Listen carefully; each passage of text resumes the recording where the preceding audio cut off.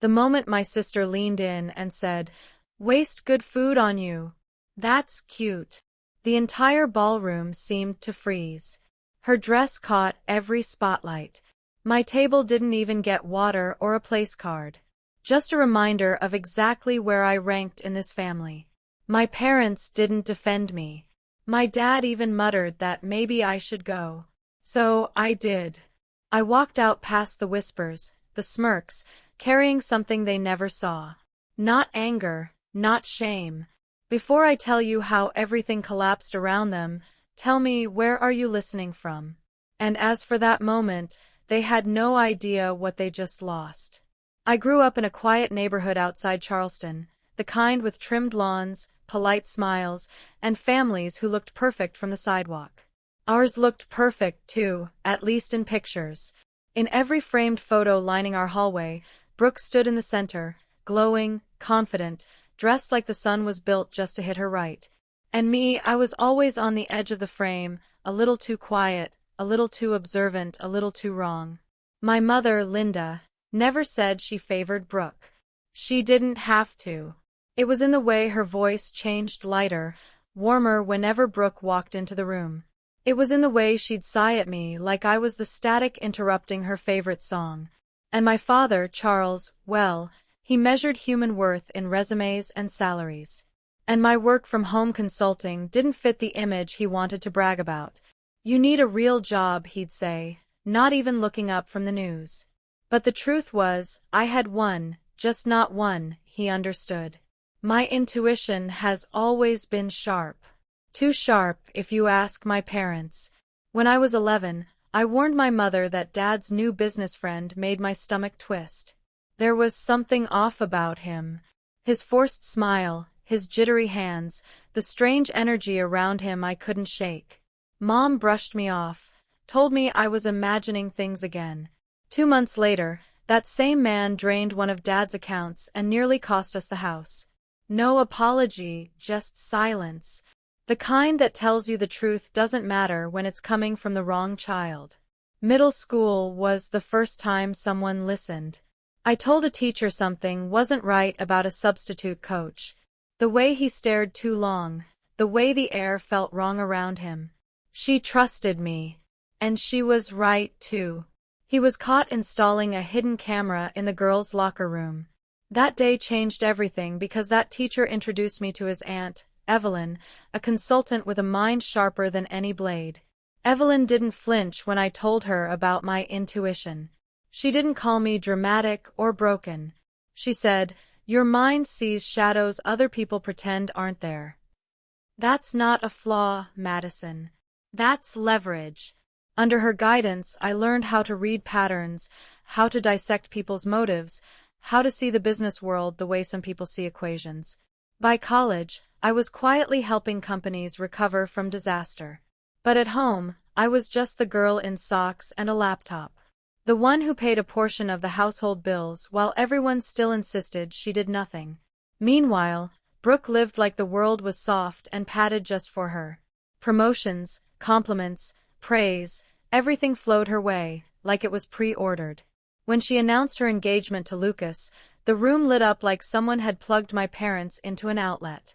I felt something cold slide down my spine the moment I shook his hand. And a warning. But when I tried to gently tell Brooke to slow down, she laughed like I was a minor inconvenience in her otherwise perfect orbit. And that was the beginning. The beginning of everything that would eventually lead to that ballroom, that table with no water, and the sentence that sliced through me like glass.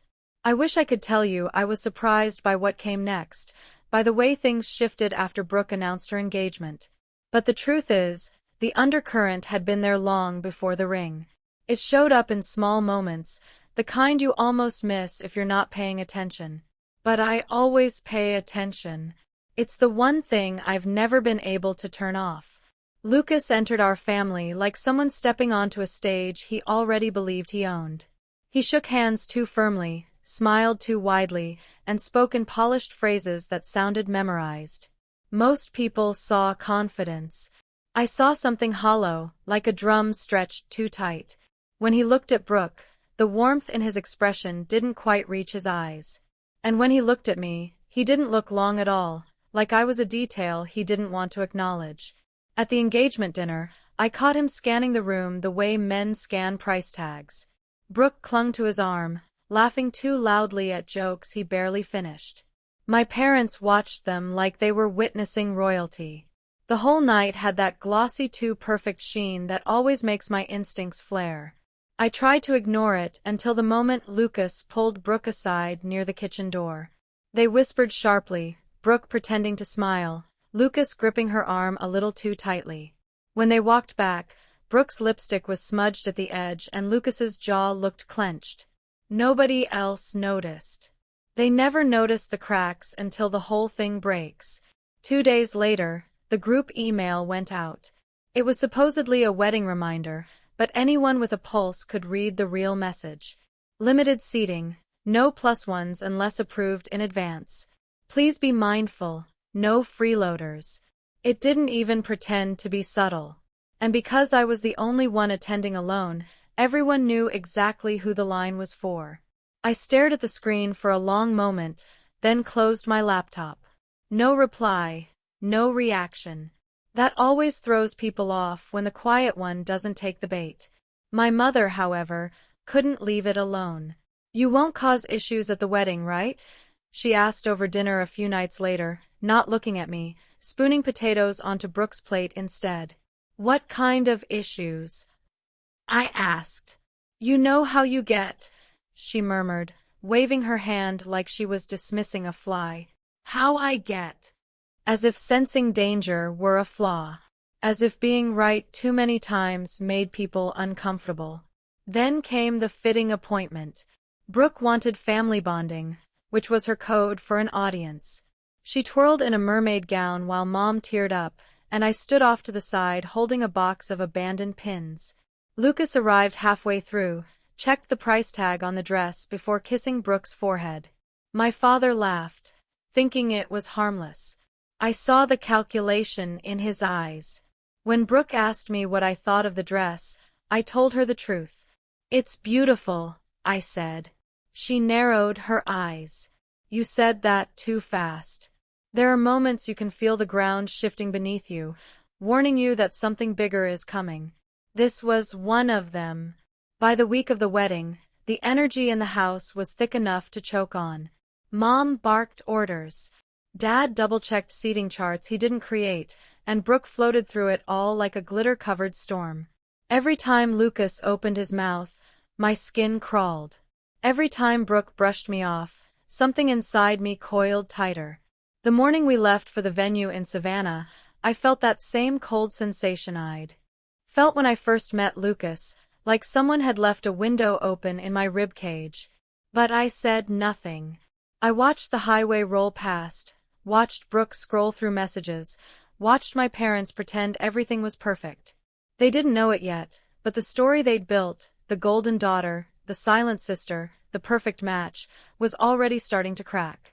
And none of them were ready for what those cracks would expose. The wedding venue sat on a stretch of coastal hotel property outside Savannah, the kind of place that exists mainly for photo albums, white stone glass railings, rose arrangements that smelled expensive. People kept saying the weather was perfect, but to me the air felt too still, like the moment before a storm hits.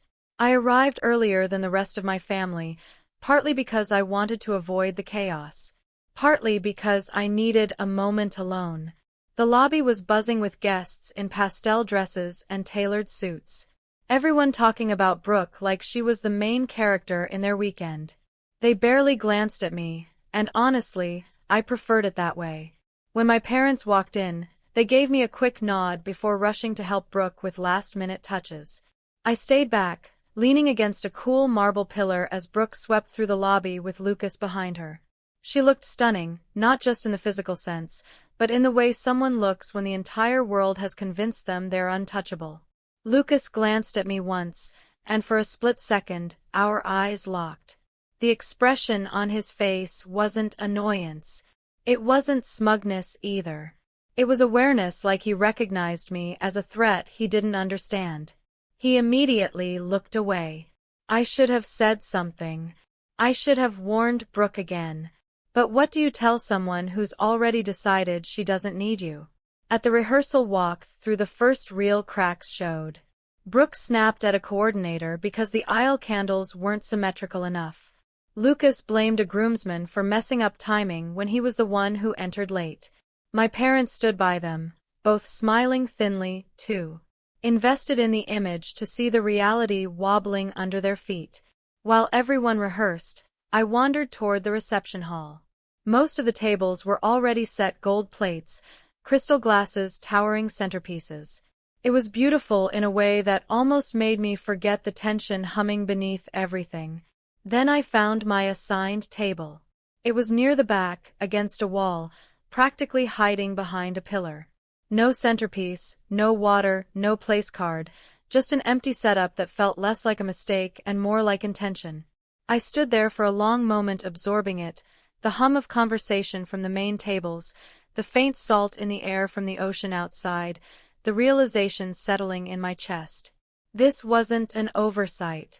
This was preparation for humiliation.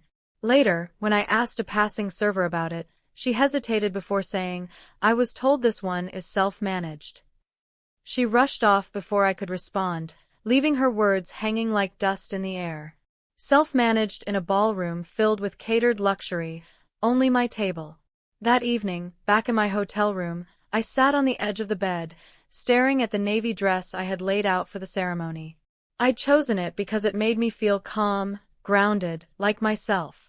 But in that moment, I realized it was also armor. Not flashy, not for show, just steady enough to remind me I wasn't as breakable as my family thought. I could feel the unraveling, the subtle slips, the tension tightening like a pulled thread. And I knew, without fully knowing why, that tomorrow wasn't going to be the fairy tale Brooke imagined. She was pushing someone too far. And when you keep pulling a thread, eventually the entire dress comes apart. The morning of the wedding tasted like salt and nerves. Even the air felt heavier, as if the coastline itself sensed what was coming. I slipped into my navy dress, smoothing the fabric over my ribs.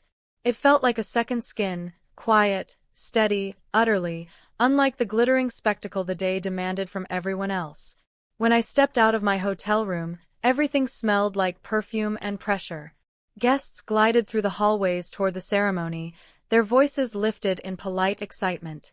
I walked among them like a ghost, visible but unnoticed. The violin music floated through the corridor as I approached the entrance to the ballroom.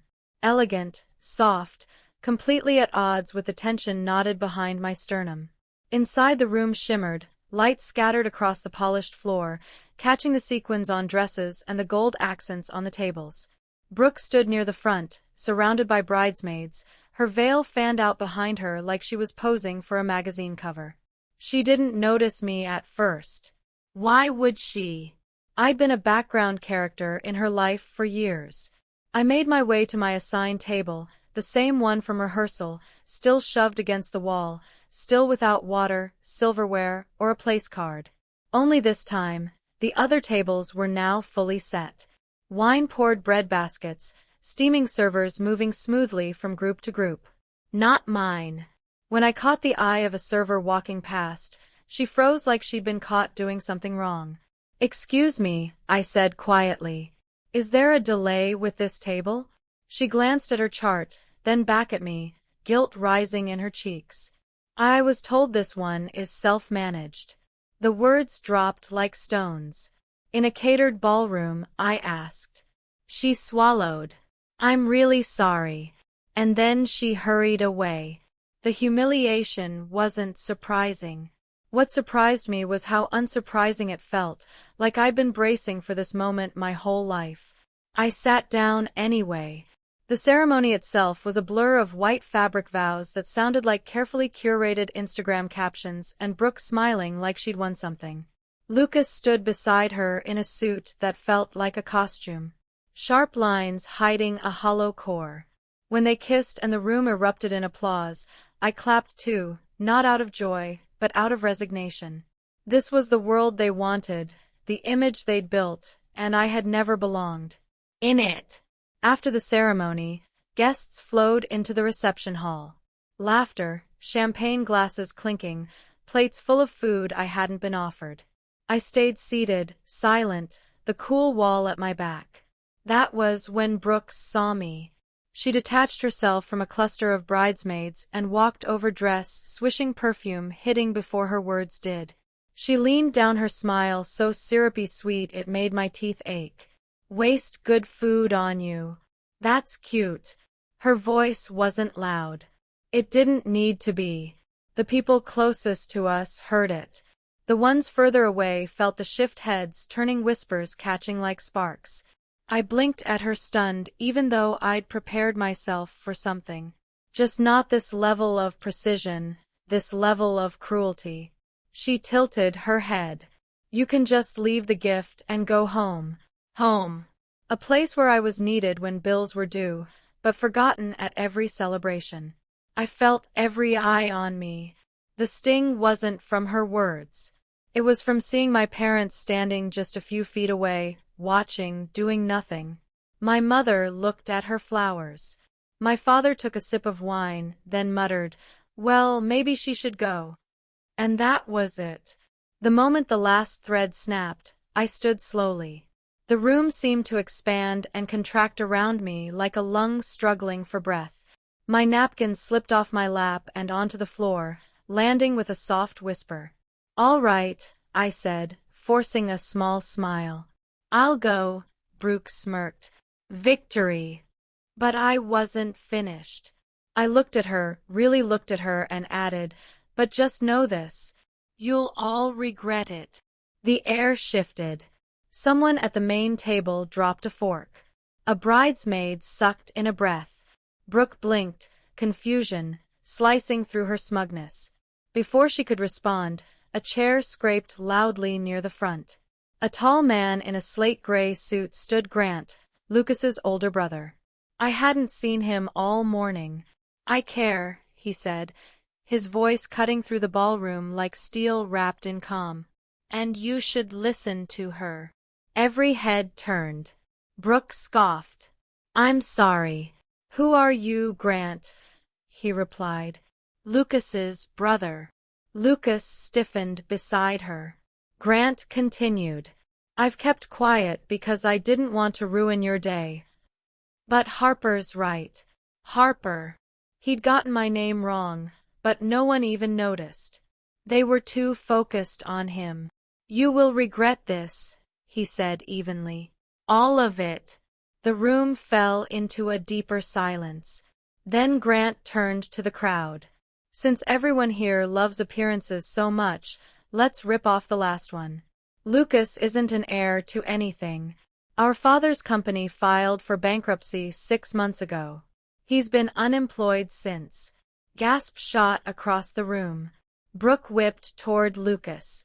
"What? Tell me he's lying." Lucas's jaw flexed. "I never said I was unemployed." "You implied you were taking over," she whispered, voice cracking. "I didn't tell you to sign anything," he muttered. And then it all tumbled out. The condo lease in her name, the fake timelines, the sudden wedding, the fabricated stability. Brooke's face went pale beneath her makeup. My parents stood frozen. Linda's hand trembled on her necklace. Charles muttered a curse under his breath, suddenly aware the golden image he worshipped was collapsing. But the meltdown wasn't done. Another voice rose from a table near the front. Firm. Older. "Enough." Mr. Dalton stood impeccably dressed. Silver hair reflecting the chandelier light. Brooke's eyes widened. "Mr. Dalton." He ignored her. He pointed to me. "I came here out of respect," he said. "Not for you. For her." A ripple tore through the room. "Harper." He paused, corrected himself. "Madison saved my company 6 months ago. Quietly, efficiently, brilliantly. You all enjoy the stability. Thank her." Brooke's jaw dropped. My parents stared at me like they'd never seen me before. Mr. Dalton continued, "She doesn't need a spotlight or your approval. She just needed to be heard." Brooke swayed. almost missing a step in her heels. Whispers erupted. Questions, shock, regret. A guest near the gift table asked loudly, "Are refunds allowed?" Someone else whispered, "Did they really not serve her food?" Another murmured, "Brooks finished."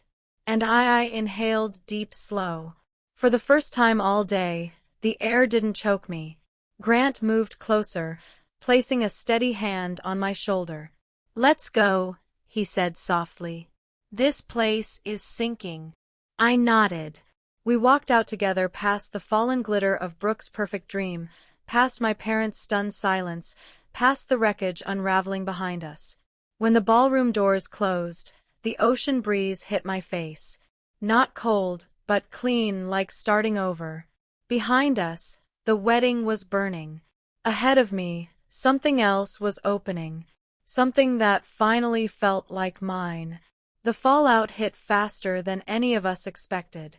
By Monday morning, clips from the wedding were circulating online, shaky phone videos of Brooks' meltdown, Grant's calm revelation, Mr. Dalton calling my name in front of 200 stunned guests. People love a polished disaster, and this one practically gift-wrapped itself for the internet. Lucas disappeared. Blocked. Brooke blocked, Grant blocked half the wedding party. He slipped out of the city before anyone could demand answers. The condo Brooke signed for non-refundable. Payments stacked up like quicksand. Then the ripple spread to my parents.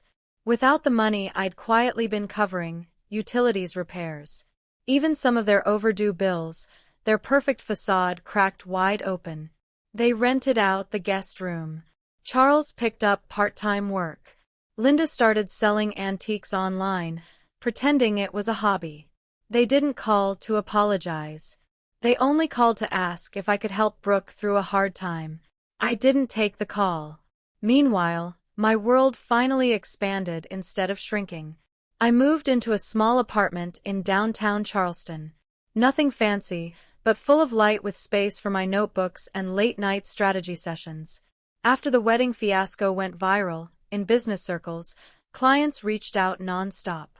Mr. Dalton introduced me to 2 CEOs. Evelyn nearly cried when she saw my calendar filling up. For the first time, I wasn't surviving my life. I was living it. And the strange part, I didn't miss any of them. By early spring, the noise around the wedding finally settled, leaving only the pieces everyone had to live with. Brooke was one of the first to crack through the silence. She showed up at my apartment one Friday afternoon. No heels, no designer bag, just a tired girl with swollen eyes and a voice that barely held itself together. "I don't need money," she said. "I just don't know where else to go." For a moment, I saw the sister I used to imagine having. Not the one who mocked me in a ballroom. Not the one who believed Lucas over logic. Just someone who'd finally fallen far enough to see the ground I'd lived on all my life. I let her in on rules. No lies, no insults, no excuses. She nodded, grateful, in a way I'd never seen. Grant kept in touch, too. Soft check-ins, no pressure, a quiet steadiness that felt new but safe. Maybe something would grow there.